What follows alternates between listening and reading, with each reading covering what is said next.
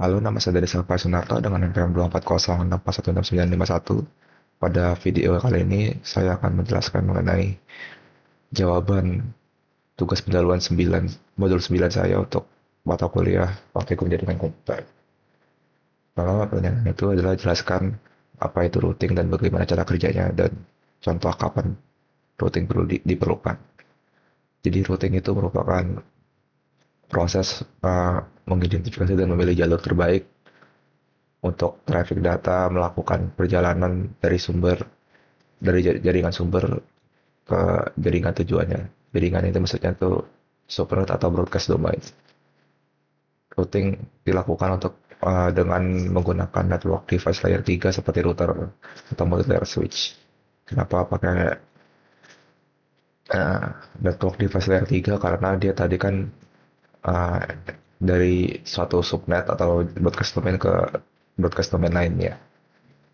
Maka untuk transfer seperti itu diperlukan network device level 3 kayak router atau multi-layer switch. Cara kerjanya yaitu router memeriksa IP address tujuan pada header paket yang diterima. Kemudian dicari dulu itu IP address-nya pada table routingnya. Jika IP address tersebut tidak ditemukan, maka akan dibalikin lagi paketnya ke pengirim. Kalau ditemukan, maka router akan menentukan entry yang paling cocok untuk meneruskan paket tersebut ke bakal diteruskan ke next hop atau exit interface sesuai pada tabel routingnya. Routing diperlukan pada jaringan yang memiliki lebih dari satu broadcast domain dan diperlukan komunikasi antar broadcast domain tersebut. Terus selanjutnya adalah static routing versus dynamic routing. Jadi static routing ini dia kelebihannya aman karena kan dia konfigurasinya manual. Lalu jalur dapat diprediksi sama kayak tadi alasannya. Dan tidak ada overhead untuk melakukan protokol routing dinamis.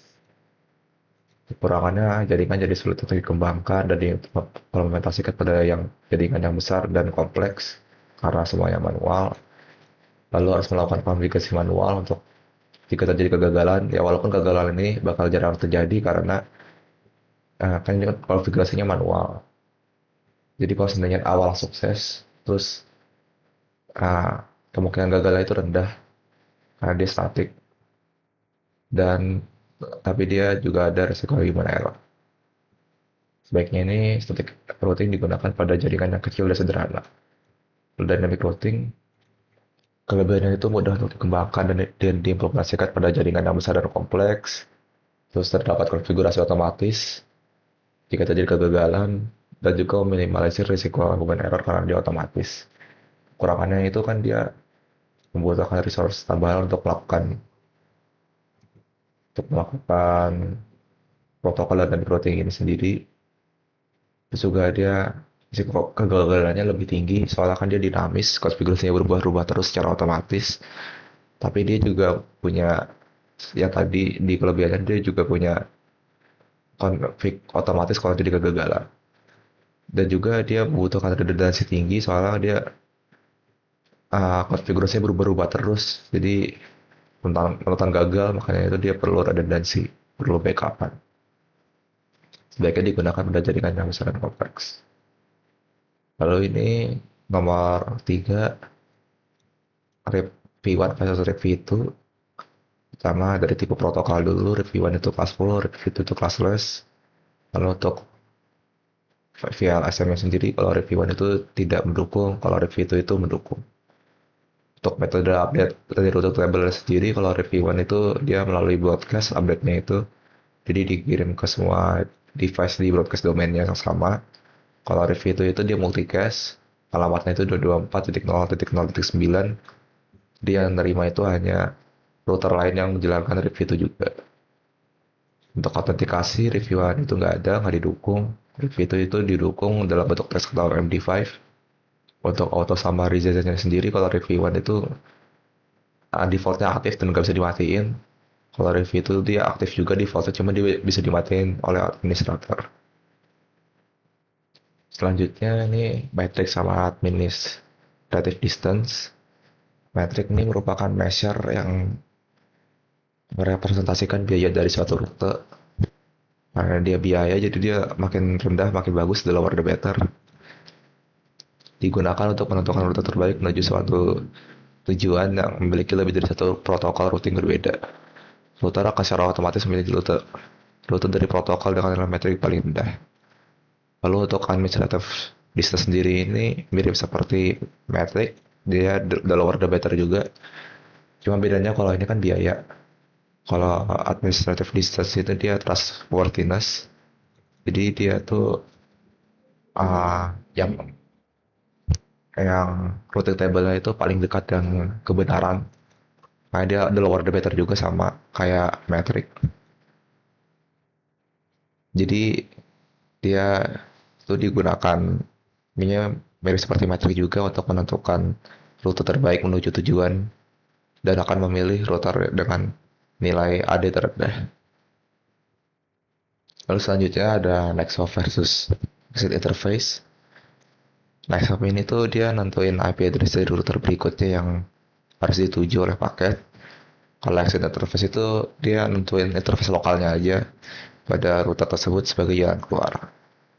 Untuk prosesnya sendiri, kalau kalau Nextcloud ini dia dua kali lookup. Lookup pertama untuk nyari tahu dulu IP address-nya, IP address tujuan paketnya itu kemana. Terus dia bakal lookup lagi buat nentuin kayak interface mana paket itu harus keluar untuk nyampe tujuan. Sementara kalau pakai exit interface dia tuh cuma sekali lookupnya untuk nyari nentuin IP address harus dikirim kemana, IP address harus dikirim kemana, paketnya itu harus dikirim ke IP address mana. Lalu setelah itu routernya nggak perlu lookup lagi buat nentuin interface-nya karena udah tahu ya, dia udah ditentuin dari awal exit interface-nya. Jadi nggak perlu lookup lagi. Lalu selanjutnya timer jenis timer pada RIP, udah router information protocol. Pertama ada update, dia nentuin interval waktu seberapa sering router ini melakukan update,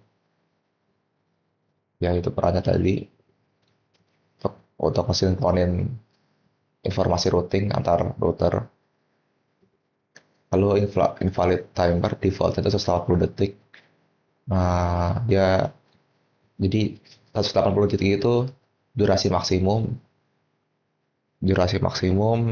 dari router ini dia nggak nge-update routing table-nya.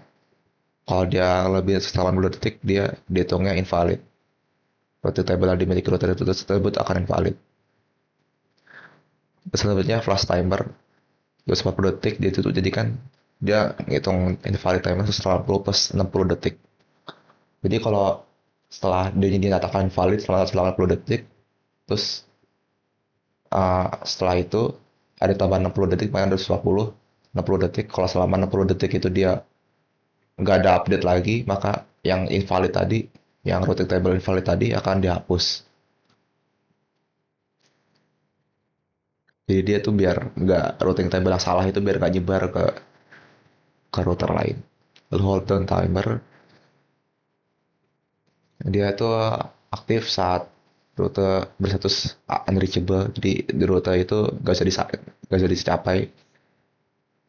Kalau aktif dia akan mengabaikan update biar dia nggak nyebar ke router lain informasinya.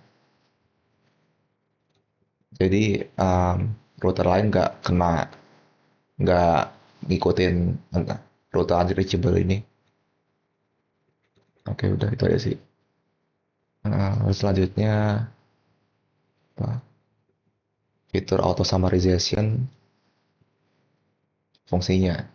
Fitur auto summarization itu berfungsi untuk meringkas subnet ke address jaringan classful utama secara otomatis.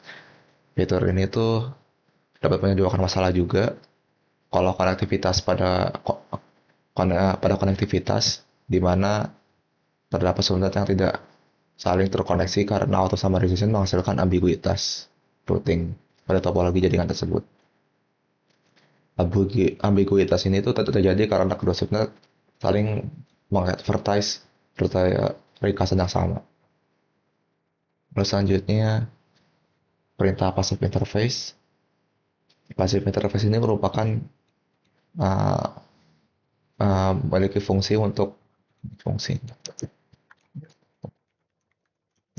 fungsi untuk mencegah protokol RIP tadi untuk mengirim update routing keluar melalui suatu interface, sehingga menghentikan pengiriman update pada interface tersebut saja. Jadi interface yang ditutupin tersebut saja yang ditahan update-nya. Kenapa sih dibikin pasif? Interface ada yang harus dibikin pasif karena fitur ini itu diperlukan untuk meningkatkan keamanan jaringan. Biasanya tuh ya ini untuk meningkatkan keamanan jaringan. Perintah ini digunakan di suatu interface supaya pesan update tidak dikirim keluar ke seluruh segmen LAN. Karena kalau dikirim ke seluruh segmen LAN, nanti attacker bisa nge-sniff, bisa bisa ngeraba-raba pesan update tersebut, sehingga dia punya informasi routing table dari topologi tersebut dan menyerang jaringan tersebut. Sekian penjelasan dari saya, kurang lebihnya mohon maaf. Terima kasih.